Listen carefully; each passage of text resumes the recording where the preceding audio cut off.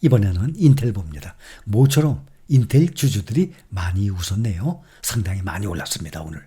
실적 부진과 주가 급락으로 위기에 몰렸던 미국 반도체 기업 인텔이 경영난을 극복하기 위해서 공장 투자 축소를 비롯해서 반도체 위탁 생산, 파운드리 사업 분할 등을 검토 중인 것으로 전해졌습니다. 인텔이 반도체 설계와 반도체 위탁 생산 사업의 분할 혹은 매각, 공장 프로젝트 투자 변경 등 여러 가지 옵션을 두고 대형 투자은행들과 논의 중이라고 보도했습니다. 관련 보도에 따르면 인텔과 현재 오랫동안 거래를 해왔던 모건스탠리와 골드만삭스가 인텔의 잠재적 M&A 인수 합병에 대해서 컨설팅 중이라고 합니다. 현재 이러한 대응책은 초기 검토 단계에 있고 다음 달 열리는 인텔 이사회 회의에서 윤곽을 드러낼 것으로 전망됩니다. 인텔은 실적 개선, 주가 부양을 목적으로 제품 설계와 제조 사업의 분할, 제조시설 확장 프로젝트 폐기 등을 논의 중이라는 소식이 전해져서 상승했습니다. 전통의 반도체 기업 인텔 주가가 9.49% 상승, 22.04달러까지 올라갔습니다. 그래도 올해 들어서 현재까지 반토막 이상이에요. 마이너스 54% 하락 중입니다. 지난 5년 동안을 봐도 필라델피아 반도체 종목들 보면 상당히 많이 올랐습니다. 반도체 지수도 240%나 뛰었습니다. 3배 이상. 다른 반도체 기업들의 주가가 3배, 4배로 올랐는데 인텔의 주가는 반대로 54% 마이너스, 반토막 이상 났습니다. 인텔의 주가는 분기 실적 보고서가 발표된 후 지난 2일 26% 이상 폭락을 했었습니다. 이것은 50년 만에 최악의 일일 낙폭이었습니다. 인텔의 주가가 올해 54% 하락해서 10년 만에 최저 수준에 근접했습니다. 인텔은 지난 몇 년 동안 엄청난 압박을 받아왔습니다.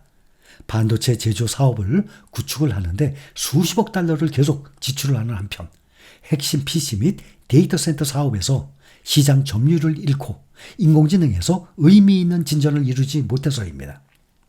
2021년 CEO에 오른 게일 싱어는 경쟁사인 엔비디아와 TSMC 등에 밀려서 수익성이 악화하자 최고급 파운드리 기술 역량 강화를 강조했었습니다.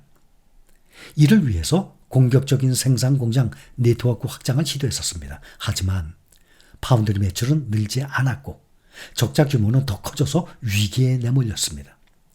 올해 2분기 매출이 128억 달러로 1년 전보다 0.8% 줄었고 16억 1천만 달러 영업 손실을 기록하자 전체 직원의 약 15%인 인력을 줄이는 대규모 구조조정 계획까지 밝혔습니다. 또 1992년부터 지급을 해왔던 배당금도 2024 회계연도 4분기부터 배당금을 지급하지 않기로 했습니다. 연간 자본 지출도 20% 이상 줄이기로 했습니다. 인텔은 이번 달 초 수익보고 발표일에 15,000명의 직원을 해고하고 포트폴리오를 축소할 것이라고 발표한 바가 있습니다. 반도체 설계기업 마벨 테크놀로지가 2분기 데이터 센터 매출이 2배 가까이 증가하면서 시장 예상을 상회한 실적을 내놓아서 주가가 9%가량 급등했습니다. 오늘 필라델피아 반도체 종목들 중에 인텔과 함께 마벨 테크놀로지가 가장 많이 올랐습니다.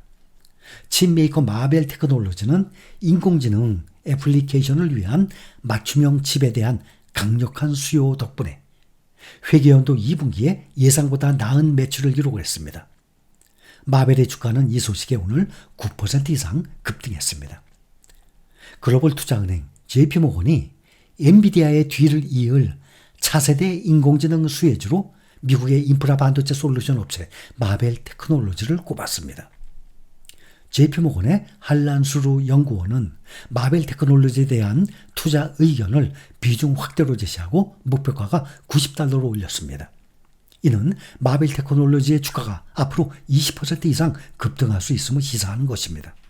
한란수루는 1년 전에도 인공지능 성능 개선에 필수적인 고성능 주문형 반도체, 이른바 ASIC 애플리케이션 특화 통합 서킷, 이 시장이 예상보다 가파르다면서 이 분야에 주목할 것을 권고했었습니다.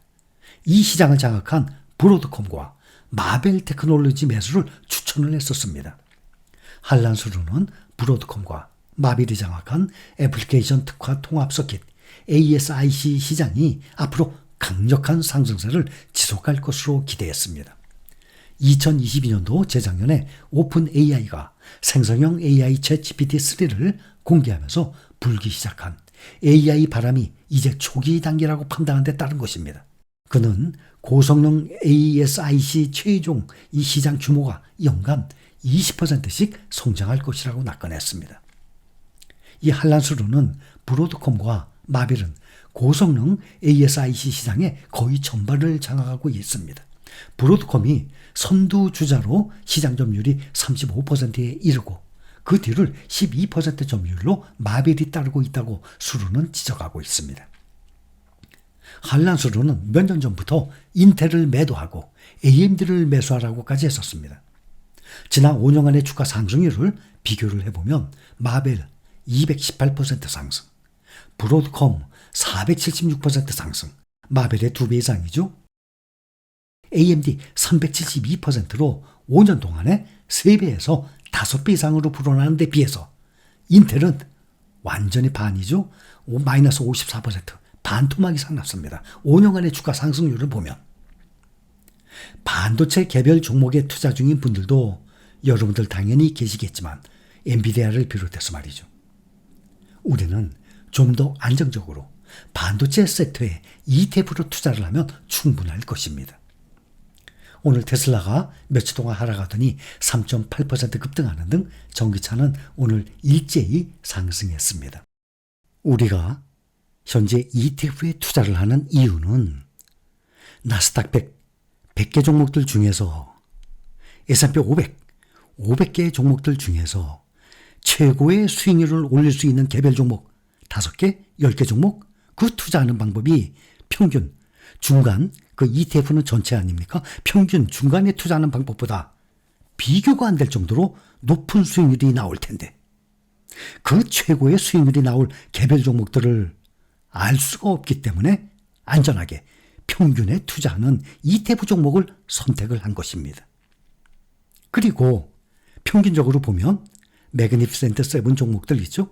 애플, 마이크로소프트부터 시작해서 이 종목들이 이 나스닥 100이나 S&P 500의 평균 수익률보다 그동안 높아졌기 때문에 우리가 S&P 500, 나스닥 100, 필라델피아 반도체 이렇게 패시브 ETF에 투자를 하면서 추가로 빅테크주들에 또 투자를 하고 있는 것 아니겠습니까?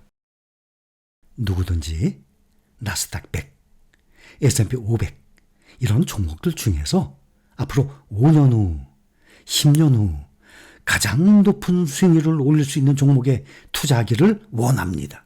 누구든지 당연히 원하죠. 또 제발 그렇게 되기를 바랍니다.